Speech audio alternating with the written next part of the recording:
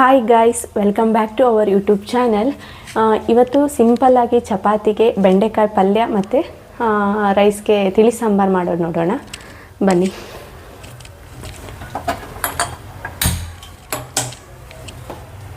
ಸ್ವಲ್ಪ ಆಯಿಲ್ ಹಾಕ್ಕೋಬೇಕು.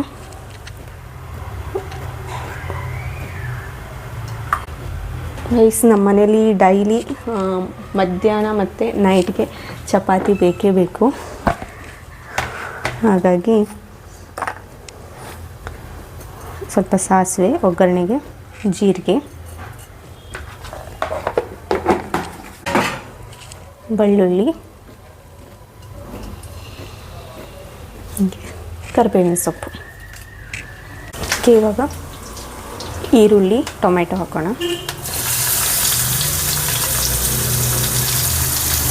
ಈರುಳ್ಳಿ ಸ್ವಲ್ಪ ಫ್ರೈ ಆದಮೇಲೆ ಟೊಮೆಟೊ ಹಾಕೋಣ.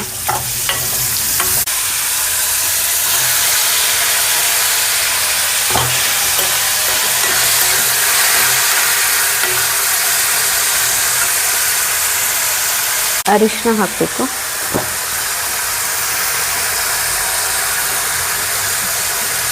ಗರಂ ಮಸಾಲ,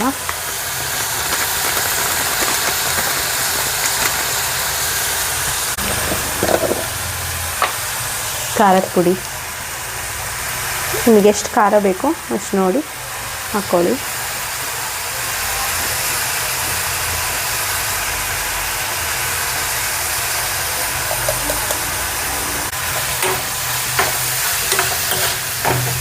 ಬೆಂಡೆಕಾಯಿ ಹಾಕಿ.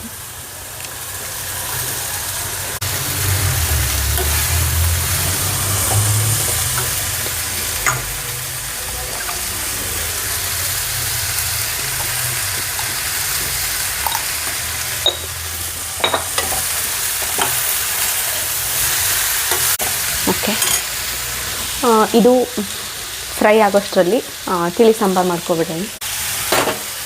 ತೊಗರಿಬೇಳೆ, ಟೊಮೆಟೊ, ಬೆಳ್ಳುಳ್ಳಿ ಮತ್ತು ಈರುಳ್ಳಿನ ಹಾಕಿ ಬೇಯಿಸ್ಕೊಂಡಿದ್ದೀನಿ. ಇದನ್ನು ಚೆನ್ನಾಗಿ ಸ್ಮ್ಯಾಶ್ ಮಾಡಬೇಕು.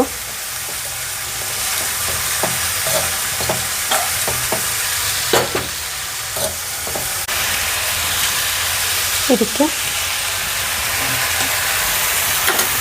ಸ್ವಲ್ಪ ಸಾಂಬಾರು ಪೌಡ್ರ್ ಹಾಕ್ತಾಯಿದ್ದೀನಿ. ನಾನು ಹಾಕ್ತಾಯಿರೋದು MTR ಸಾಂಬಾರು ಪೌಡರ್. ನನ್ನ ಮಗ ಖಾರ ತಿನ್ನಲ್ಲ, ಹಾಗಾಗಿ ನಾನು ಒಣಮೆಣ್ಸಿಕಾಯಿನ ಹಾಕ್ತಾಯಿಲ್ಲ. ನಿಮಗೆ ಖಾರ ಬೇಕು ಅಂದರೆ ಒಗ್ಗರಣೆಗೆ ಒಣಮೆಣ್ಸಿಕಾಯಿ ಹಾಕ್ಕೋಬೋದು. ನಾವು ಮನೇಲಿರೋದು 3 ಜನ, ನಮ್ಮ ಹಸ್ಬೆಂಡು ಮತ್ತು ನಾನು, ನನ್ನ ಮಗನಿಗೆ 6 ಇಯರ್ಸ್. ನನ್ನ ಮಗನ ಹೆಸರು ಸನ್ನಿ, ಹಸ್ಬೆಂಡ್ ಹೆಸರು ಸ್ವರೂಪ್, ನನ್ನ ಹೆಸರು ಅನುಪಮ. ಇದಕ್ಕೆ ಸ್ವಲ್ಪ ನೀರು ಬೇಕು, ತುಂಬ ದಪ್ಪ ಆಗಿದೆ. ಸ್ಟವ್ ಆನ್ ಮಾಡ್ತೀನಿ.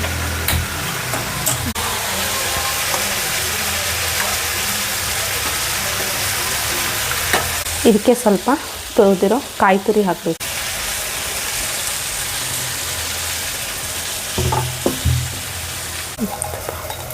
ಉಪ್ಪು ಹಾಕ್ಕೋಬೇಕು.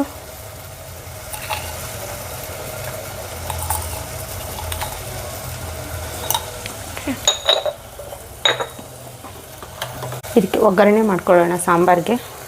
ಸ್ಟವ್ ಆಫ್ ಮಾಡಬೇಕು.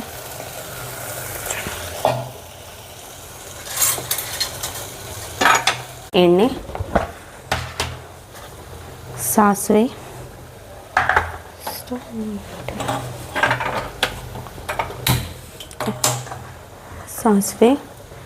ಜೀರಿಗೆ,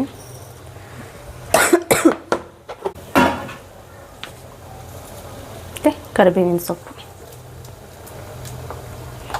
ಹಾಕಿ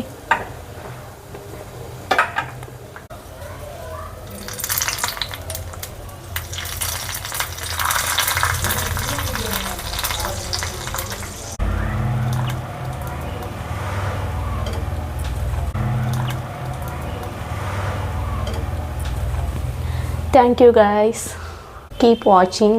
ಪ್ಲೀಸ್ ನನ್ನ ಚಾನಲ್ನ ಸಬ್ಸ್ಕ್ರೈಬ್ ಮಾಡಿ, ಸಪೋರ್ಟ್ ಮಾಡಿ. Thank you.